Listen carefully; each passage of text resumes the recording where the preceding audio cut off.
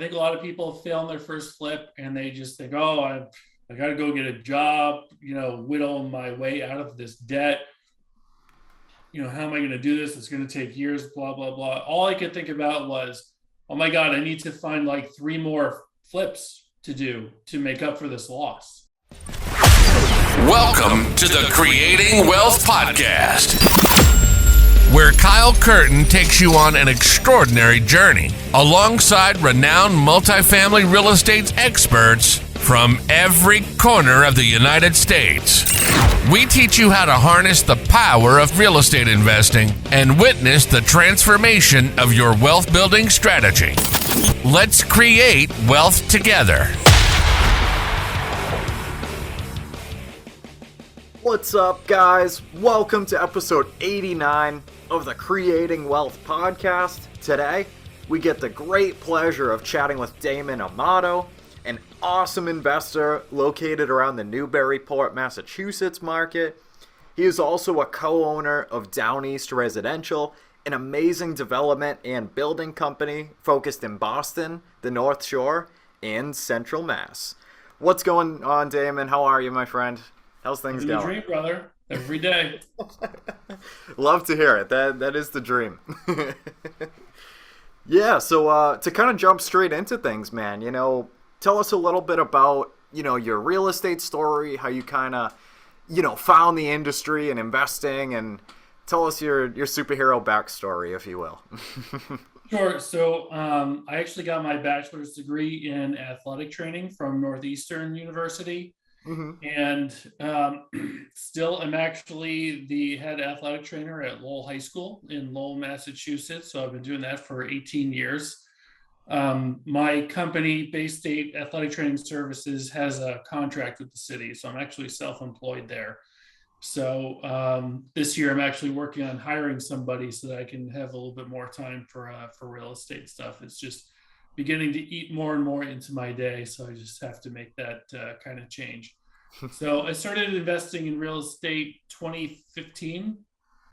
I went through Fortune Builders education course, met a bunch of people, including my now business partner, and started with a big condo conversion flip on Salisbury Beach. Almost went bankrupt and lost my shirt. Did a few more flips and wholesales from there, and we've been gradually building our business since then. And now we build luxury spec homes. We have a portfolio of rental properties. We entitle land, so we buy raw land and we permit it for highest and best use. And we also are general partners in some syndications. That's wicked exciting, man. So what kind of gave you that, desire to kind of start investing in real estate, back in 2015? Actually, I could tell you exactly what happened. I got every quarter, I think, you get a letter from the government about your Social Security benefits and what they will be if you keep working, and this is when you retire, and blah, blah, blah. And it came out to, I don't even remember, a few $100s a month or something. And I said, well, that's not very much. Let me look at our 401k, because my wife was a nurse. She had a nice 401k with an employer match. I had a 401k with an employer match. We put in the full amount every month that we could. And, I just calculated out, okay, so in, 2045, when we want to retire, what is our income going to be? And it was like, I don't even remember, it was like $4,200 a month or something like that. And then I was like, okay, that's it. But in 2045, if you take into account inflation and cost of living, and how much do we need per month to keep up basically the same lifestyle that we are now? And that came out to about 10 grand a month. So I was like, oh, well, that doesn't work. So I need to find something else that's going to supplement that and make it work. So I found real estate. Yeah, just just a little roundup. That's all. 4, 10, same exactly. thing. Yeah, that's totally crazy, man. I mean, especially now, you know what I mean? It's currently June of 2022, guys, and the inflation is absolutely running rampant right now. Yeah, that's a super good point. And I wanted to ask you too, because I was curious. Did you, when you found Fortune Builders, did you go to one of the first seminars and then, kind of buying the weekend class and going to that and kind of keep going? Right. So I heard the ad on the radio. It's, come to this 2-hour information session, which was like a 90-minute spiel from, I have no idea who it was. Just said, this is how it works. You can flip houses with no money of your own. You can be rich. We're going to tell you how to do it. Come to this weekend thing and it will explain all about what we do. And it was like $300 for the weekend. So I said, okay, well, $300, why not? Let's do it. I went with my mom, spent through the whole weekend, and a lot of what they were saying kind of resonated with, I was like, you know what? I could do this. Cause I actually built my house in 2008, not having any idea how to build houses. And it's still here. So I mean, there's that. So,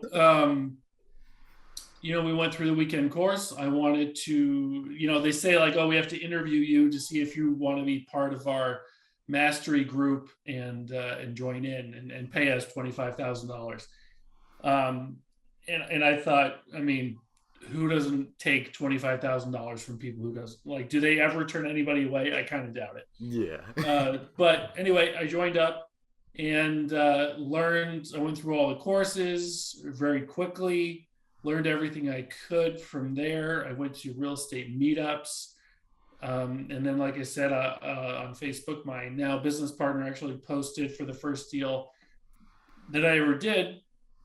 And it was a huge mistake. It was a 5-unit condo conversion on Salisbury Beach. It was my first deal, so I had to get a hard money loan. One of the buildings was below the floodplain. And I didn't realize this until about 2 weeks before the closing.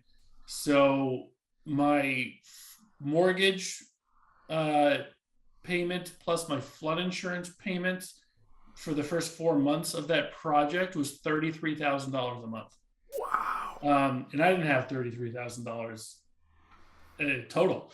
So I ended up, I put some wholesales together. I took draws and I essentially paid the lender back with his own money. I got through it without losing my shirt, but I came close to losing my shirt. Not because of the deal, mostly because of my contractor that I had to fire. Mm-hmm. Because what happens is you're in a FEMA regulated floodplain. If you have to get an appraisal on the building, and you're only allowed to renovate up to 50% of the appraised value of that building. And if you go over that, then you have to bring all zoning code and building code up to today's code, which means that my 3-unit building would have turned into a 2-unit building on pilings. And that would have definitely bankrupted me. But instead, my contractor ended up pulling out a wall here, a wall there, not knowing that if you do this, then that would trigger the FEMA issue. So he ended up doing that, and the building inspector said, well, you've taken out too much of the drywall. You need to gut the building. And now you need to prove to me that you're going to renovate the building for 50% of the appraised value of the building. And so my original budget for that building was just going to be a fluff and buff. It was like $90,000 total. And then he essentially asked me to prove that I would have a budget to gut renovate a 3,000 square foot building for $100,000 because the appraised value was $200,000.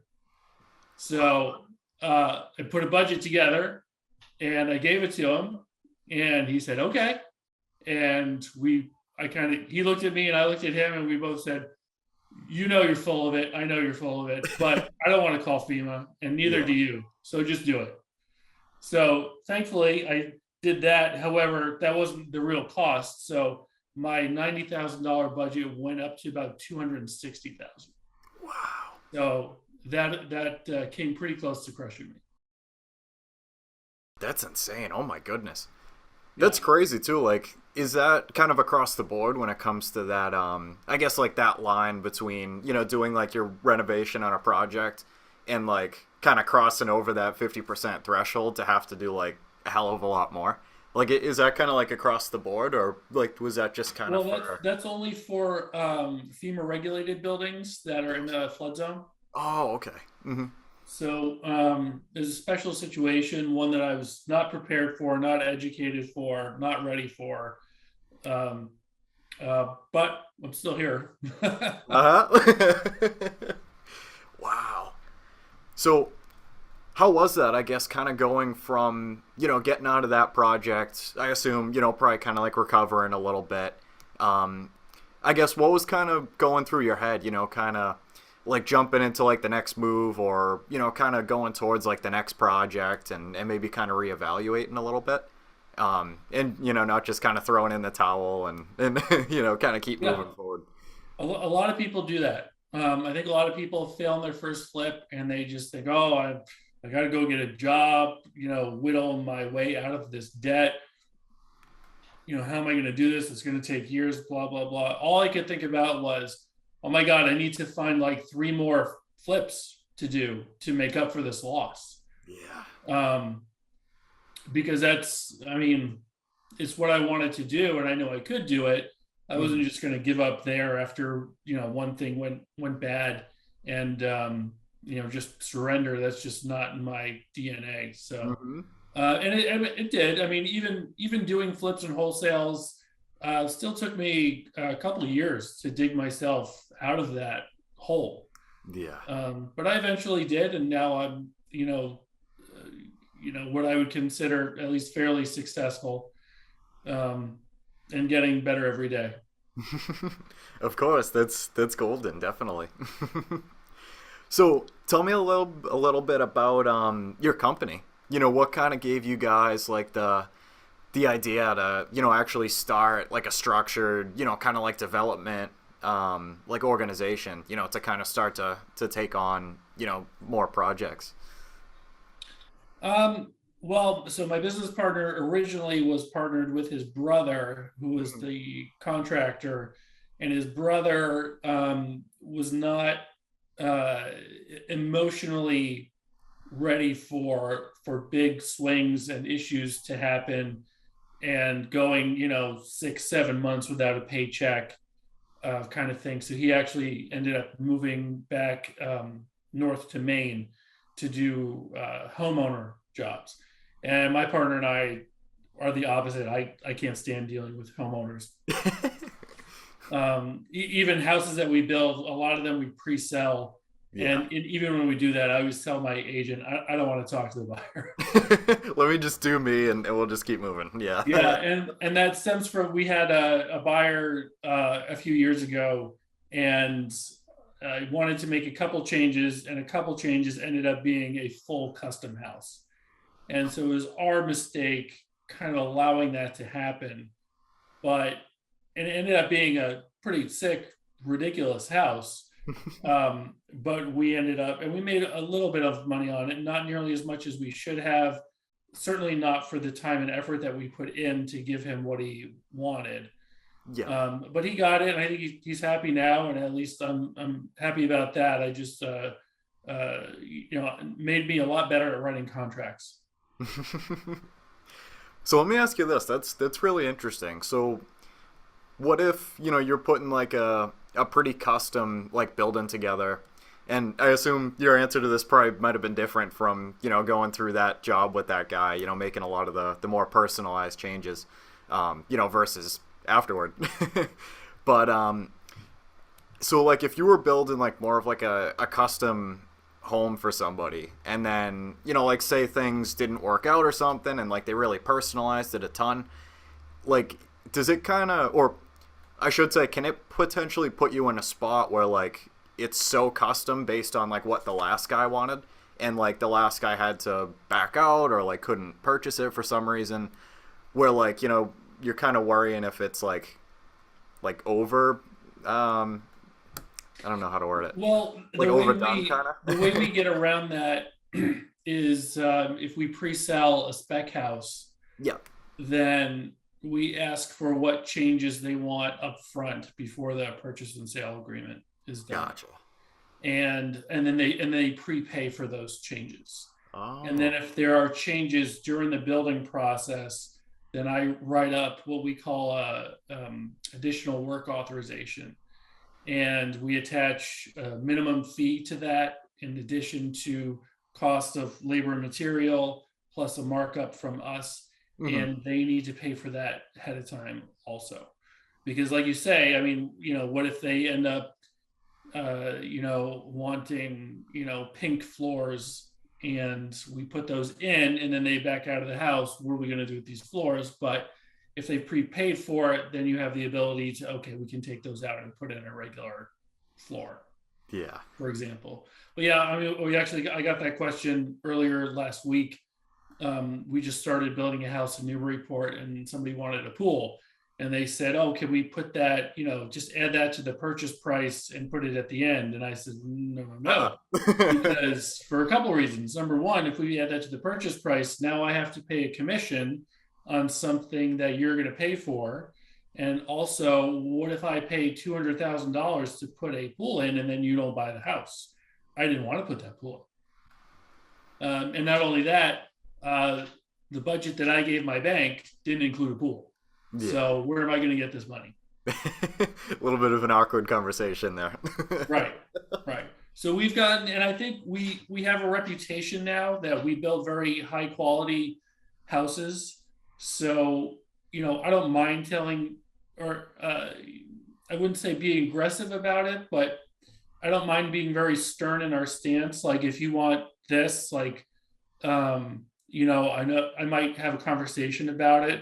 I think we get that from another builder locally who's been building for many, many years. And he is very well known to not be the nicest guy, which is a nice way to put it. But yeah, he's had people come in and tell him, oh, we want to put in, you know, this type of light in here, and that goes with this kind of floor and this painting. And if he doesn't like it, he will just say, no, find somebody else. I'm not building that. Sorry. But he has the reputation for it.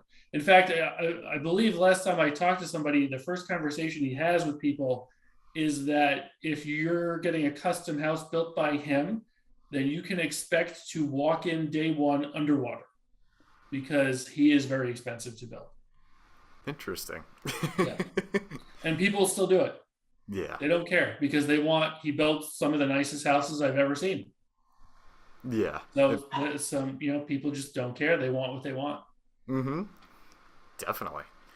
So how has it kind of been with, like, you know, a lot of the markup and stuff on like the building materials and like a lot of that kind of thing? Like, how has that kind of changed, like, I guess, margins for you guys, or like, you know, having to wait for materials longer, or how has that kind of like impacted you guys? Yeah, that definitely affects us for sure. In fact, that sort of custom house we built, I ordered his appliances in August of 2020, and the last one I got a month ago.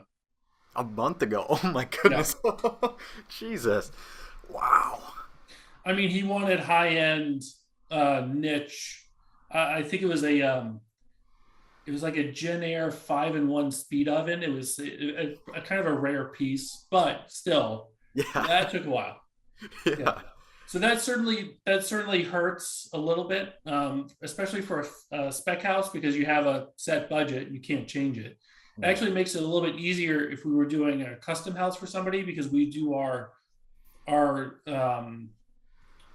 payment structures is different for those. We generally will do cost plus with either a management fee or a percentage, that's basically how we do it with custom houses. So that if material costs rise or they change their mind on what they're buying, it doesn't matter because that's not affecting how much money we're making on it very much. Yeah, that makes a lot of sense. So, just out of curiosity, when it comes to building like a new construction, like is that like do you typically use like hard money for that, or with like the construction draws and stuff like that, or does it kind of vary? We actually used to have a hard money lending company. Well, we still technically do. I just don't do it very often. Yeah. Only because it tends to be not totally worth our time. So, which is fine. When we were doing it, I got to know all the other good hard money lenders in New England. So I know all the guys at like Renovo and Crowd Lending and a bunch of others. So I know all those guys. I know the industry very well. We haven't had to use hard money for ourselves in maybe 3 or 4 years. So we get traditional financing or from banks, and then we tend to get a private investor to fund the down payment and fronting costs. And we do that for a couple of reasons. Like, could we put our own down payment down? We could, but we could only do that for one, maybe two builds at a time. Yeah. For example, the house we're building now, we had to buy the lot for $450,000, and it's going to cost about $750 to build the house. More than that, actually, more like $850 to build the house. Wow. So, the down payment for that is over a couple $100,000. So could we use our own money and do one, maybe two houses a year? Or could we get some private investors to fund those? And now we can do 5, 6, maybe even more. All depends. And the other reason too is because we've had a couple of private lenders who are with us for more than a decade at this point. And these are guys we literally, I don't even have to do paperwork with them. I just keep an Excel sheet of their loans. And I basically just text them to say, I need this much, I need $200,000 in the next 2 weeks. Here's the account to wire it to. And we do that. But if you start using your own money instead of theirs, they keep saying, when is the next deal? Where are you putting all my money? I need my money to work. Yeah. If you don't do that, they might find another place for it. So that's the biggest reason why. Sure, does it cost us more? Yeah, a little bit, but our deals still pencil fine without a problem. Yeah. It makes a lot of sense too. I mean, to your point of, kind of having that dynamic between, keeping as much liquidity as you can to, like you said, have like multiple projects going on at a time instead of having like, all your capital tied up in one, two, whatever the case may be. And also, having that really, really strong relationship with that, private lender and, make him happy, make you guys happy, like spread out a lot more projects and like everybody's hunky dory. It makes a lot of sense. Yeah. Wow. And we do the same thing with our rental portfolio too. Yeah. So we'll bring in, because we do use the BRRRR method to stabilize rentals. So we'll have them put their money in for down payment. They'll get a percentage of the net profit while it's being stabilized. And then once we've done a cash out refi and they've got all their capital back, then their equity drops down. So we usually do like a 70-30 partnership while it's being stabilized. And so we have the 70, but whatever cash we make, we actually pay down their principal to make it easier to do the cash out refi, a year, 18 months later, get them paid off, and then their equity goes down to 10% forever. So we've got a lot of good responses with private lenders for that because their money's tied up for very little time. They're always making money. And then when they get their money back, they still have equity in the building forever. That's huge. That's a really cool way to structure it. Yeah. Wow. So with Tell me a little bit about kind of like the first time that you used partners. Like, what were you kind of feeling? Like, were you kind of like a little sketched out to like, have other people's money on the line, or like, were you ready? Like, all right, let's take this thing down together. Like, a little bit of both. I think at the outset, if you just always consider your investors' money your own money, then that makes it a lot easier. Gotcha. If I wouldn't put my money in this, why am I putting your money in this? That doesn't make any sense. Yeah. If something goes wrong and your money is at risk, I have to treat it as if my money is at risk. And that's really how you have to think about it. Yeah. Because even, we've had, a project here or there where we had like a second position lender and many things went wrong. And they got all their principal back and they got about half their interest back. And what we did was, I think we owed them like $2,500 of interest. And we just said, okay, well, we're just going to attach that as a mortgage to this other project here. And when that sells, then you'll get your $2,500 back. And that's why we have a great relationship with our private lenders, because they know even if something goes wrong, you're still going to be made whole eventually. Definitely. And I think they really do appreciate that they really do understand that we treat their money as if it was our money. Mm-hmm. Yeah, it sounds absolutely huge. And then I assume, if they're happy, like, kind of knowing that, their capital's always going to be there, like, is it, I guess, like a lot less of an ask, like if like they would be interested in the next project and the next project, and they're like, hey, you want to just, Yeah. I mean, a lot of our guys just are always looking to keep their money with us. Yeah. And two of them actually, when I tell them, oh, you're getting your money back, and the response I always get is like, what are you talking about? I don't want my money back. Put it in something else. They just always want that money working. So we always have not only multiple deals, but multiple types of deals to put their money in, so that we can, kind of diversify it in that way. That's cool.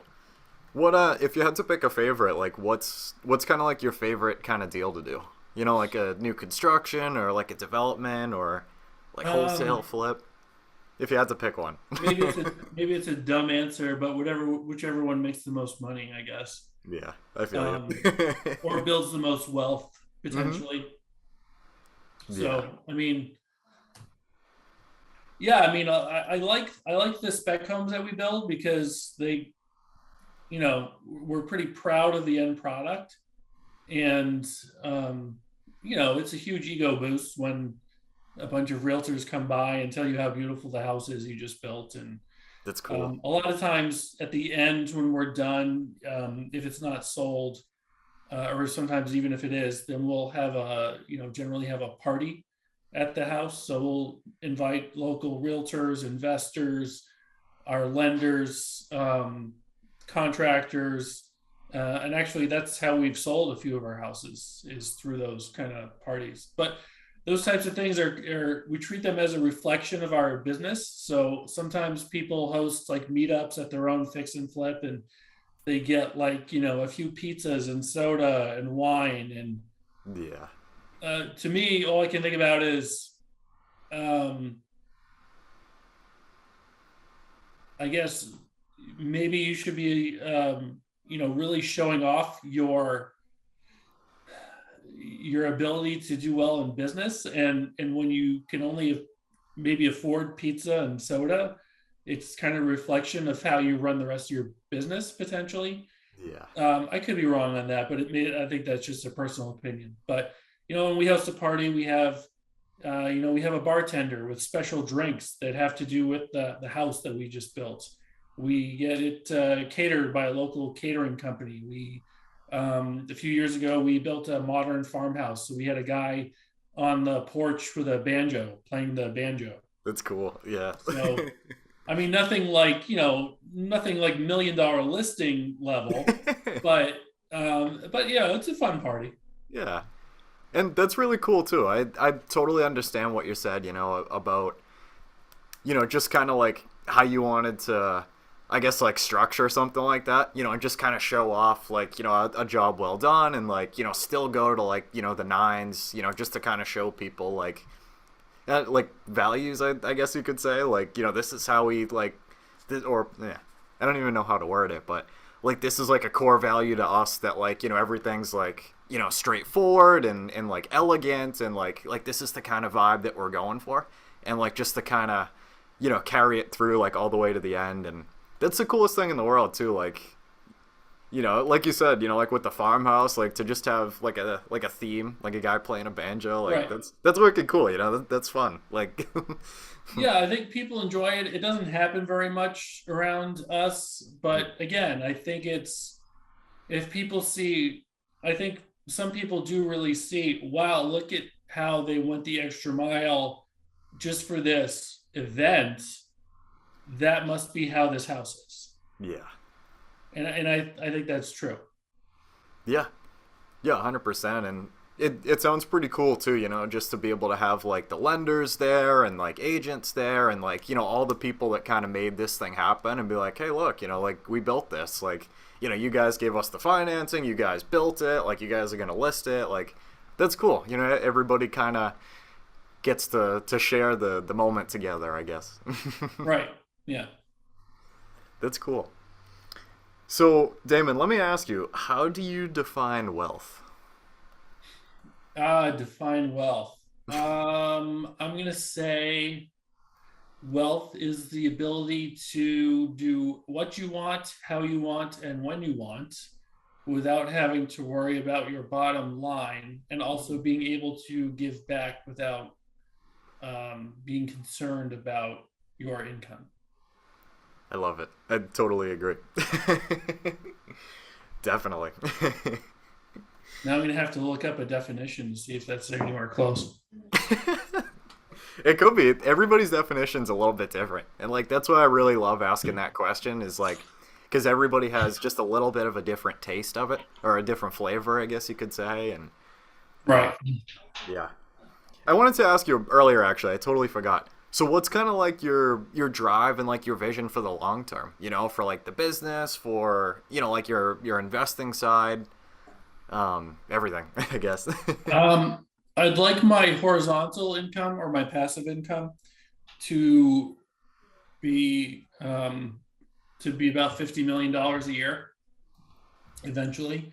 Yep. I know that sounds like a lot. However, I kind of subscribe to, there's different ways and types of goals that people kind of set, like you have the SMART goals, and I don't really like those. I treat them as type A, B, and C goals. So a type A goal would be getting through this podcast without screwing up. That's I've already messed up. Simple goal, can be achieved, and you can figure out how. Type B goal would be, I want to crush this house that we're building this year, and get a net profit higher than we ever have on a single house before. That would be a type B goal. Type C goal would be, I want to make $50 million a year in passive income. And it's a type C goal because I have no idea how I'm going to do it. I just know I'm going to get there. I bet you will, my friend. I love that. I really like that too. The kind of having those three, like, like right now all the way to like, the really big picture vision. That's Right. That's cool. Just to kind of keep you like, I guess, kind of like keeping like looking straight, I guess you could say. Like you see like the whole picture, like, what you want to do like this moment, what you want to do maybe like, a couple weeks or a couple months from now, and then like the bigger picture, and like how, one could lead to the next one and lead to the next one, and I guess like the path, I guess you could say. Yeah, sort of. But like I said, I have no idea how I'm going to get there. We're actually building a real estate app right now. And maybe that's going to be worth $500 million, or maybe it'll be worth nothing. I have no idea, but we'll see. Yeah. It'll get there when it gets there. And maybe it's something that I haven't even thought of yet. Maybe it has nothing to do with real estate. Maybe an opportunity gets presented that I had no idea I was going to be interested in, and that's how I get there. Or maybe, the best deal of our lives falls into our lap, and we absolutely crush it, and that leads to more things.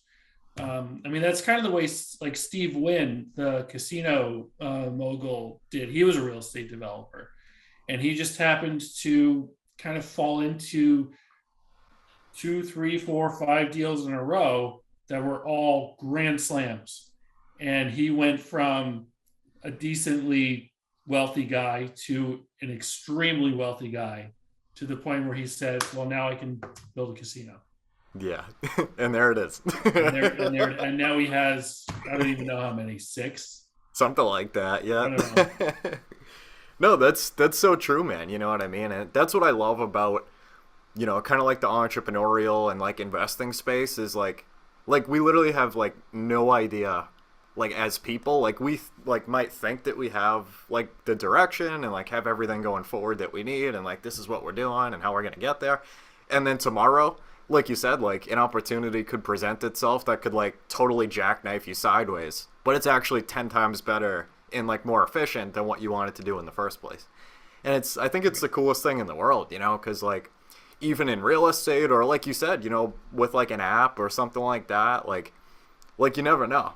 I think it's just kind of always being open to opportunities, even if they're like a little bit outside the scope of what you think you want in the moment, and just kind of like tasting things out, and because like you never know, and it's just the coolest thing in the world. Like we just don't know, like what one moment brings to the next, and like everything could totally change. Right, and that's why it's important to be open every day to new experiences, new opportunities. Say yes as often as you can. Yes. I love it, man. That's awesome. So, Damon, what is your best piece of advice to new investors that want to start and manage their rental portfolio? So this is probably going to piss off a few people, because it has before. That's okay. I'm going to say it anyway because I don't care. If you cannot emotionally, mentally, and financially handle a $50,000 loss, don't bother. That would be my number one advice. Yeah. I feel you, man. There's no reason to absolutely ruin your life for something you were not prepared for, even if it wasn't your fault. Yeah. But if you can't handle it, don't do it. Yeah. No, honestly, I really, really like that, because like, I feel like do you think it kind of comes with time? Like, and like kind of being in, I mean, maybe not like, 50,000 right off the bat, or kind of, Sometimes. There are some investors I know who have been doing this for 30 years and they're still not very good at it. And there's some guys who've only been doing this a few years and they're doing way better than I am. And whether that was because they got a little bit lucky, they're just a little bit better. Maybe they started with a little bit more money or more education. Maybe some of each. But yeah, a lot of people ask me, should I be looking at this or doing that? Or they're always looking for like that positive, like boost me up. This is how I'm going to get into it. Yeah. And then I just kind of like shoot them right down by saying something like that. But I would call that tough love. Yeah. Because it is absolutely true. And the worst thing in the world, I hate to see people who, are they're teachers at a high school and they just decide they want to start flipping houses, and then they lose their shirt on one and it ruins their life because they weren't prepared for it. And I just like the stock market or cryptocurrency, don't put up any money in it if you can't bother to lose every single penny of it. Yep. You're totally right, man. No, I feel like there's, that's a really important lesson. And especially, not to go on a tangent here, but that's kind of the reason why I'm not too into crypto. It's like I don't know. It's like, to me personally, it's just my personal opinion, guys. I don't know. I have a hard time kind of getting behind it, I guess you could say. I understand the concept and, like, how it's being implemented in different environments and different businesses and that type of thing, but I don't know, I have a hard time when I can't actually, like, look at some of the actual, like, data. Yeah, I mean, like, I feel like at least with the stock market, like, you can look at, like, past performance and, like, price to earnings ratios and, dividend history. Like, you can do, like, a little bit of actual, like, analytical homework on it. But I don't know. I just that's the thing that people aren't gonna like that I said. I can't really get behind it. I can't totally disagree. I have a little bit of crypto.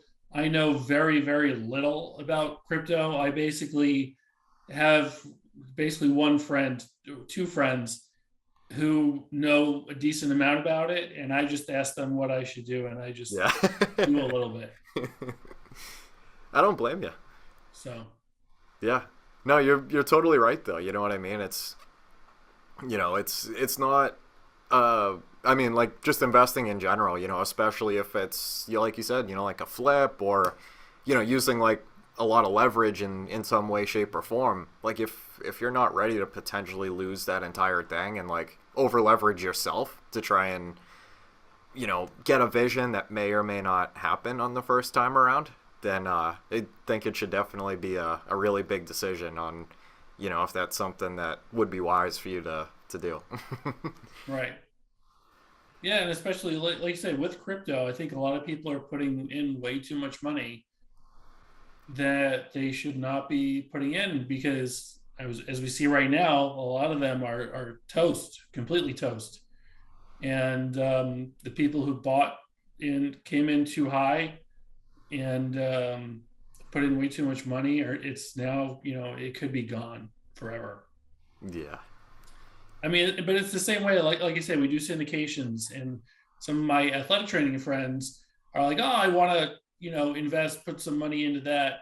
And as soon as I say that, I'm always like, how much money do you actually have? And like, well, I want to put 50 grand in, and they don't understand. I'll say, like, how much is in your actual checking account right now? 52. And they're like, oh, it's like, I got like 62 grand. And I'm like, I'm not taking your money. Nah.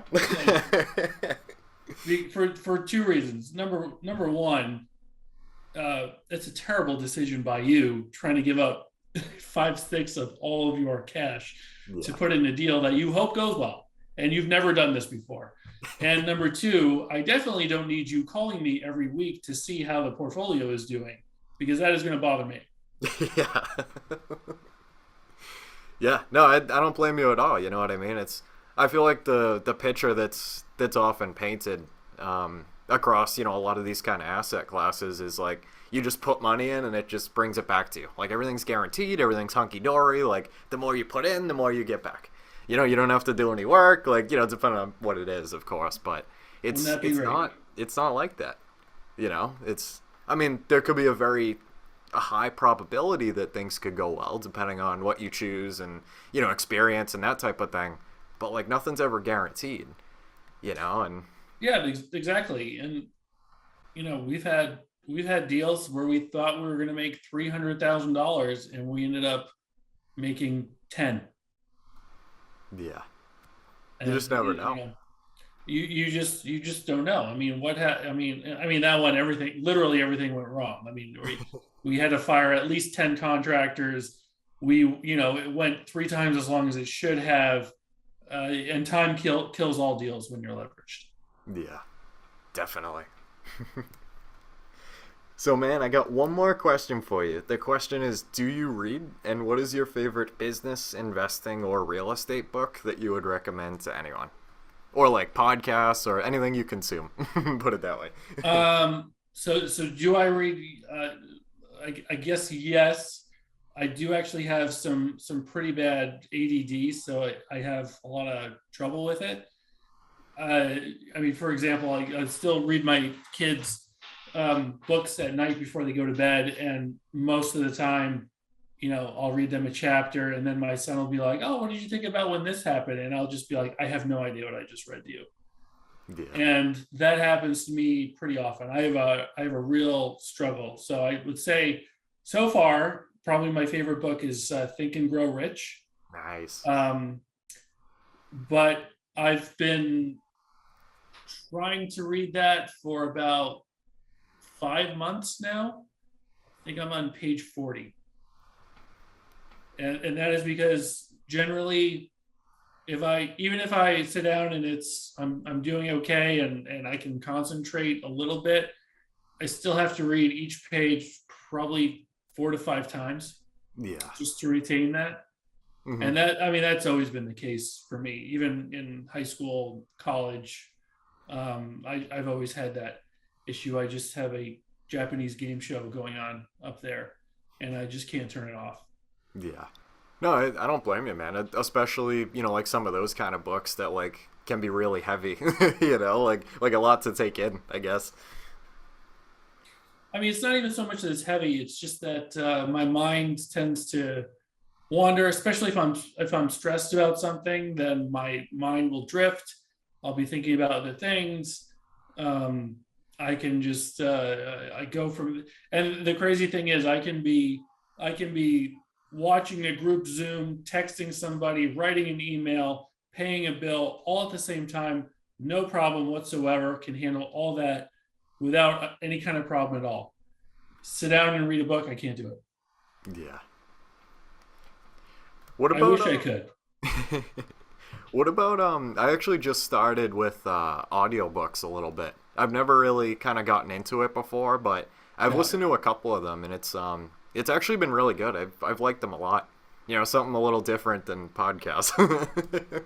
No, I do like audiobooks too, depending on what the content is, because like in the same vein, if someone is reading something aloud to me, then I cannot process it. I have to actually see the words.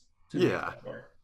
I don't blame you. It definitely is, especially if the speaker is like, I don't know how to describe it. Maybe not the reader you would have anticipated, maybe, or maybe like an accent or something like that. There's nothing wrong with that. Just, I don't know. I feel like there's another kind of dynamic there between like, the content itself and then like the speaker that's actually like, reading through the content and everything. Right. I don't know. I feel like it can kind of, I don't know. But anyway. But yeah, no, thank you so much for coming on here, man. That was absolutely awesome. We're on like social media and stuff. Can you, the business, everything you get? So our website is downeastresidential.com. You can, I think we are Down East Residential on Instagram. I don't think we have a Twitter, and Down East Residential on Facebook. Although I won't be on Facebook because someone hacked my account yesterday, and so I'm in Facebook jail for the next 30 days. Oh, so, boy. Yeah. The struggle. Is what it is. Yep. I'm not the first person that's happened to. Unfortunately. Yeah. But I'll drop everything below. Thank you so much again, man. That was absolutely awesome. It was a pleasure to have you on the show. Great. Thanks for having me. Alrighty. I will talk to you soon, my friend. Thank you so much again. That was great. You're welcome. Alrighty. I'll talk to you soon. Bye. That's a wrap for today's episode. We want to thank you for being a valued listener of the Creating Wealth Podcast. Make sure to visit www.creatingwealth.com to connect with us. Dive into our ever-expanding library of informative blogs and explore a wide range of additional valuable resources. Stay tuned for our next episode as we continue to create wealth together.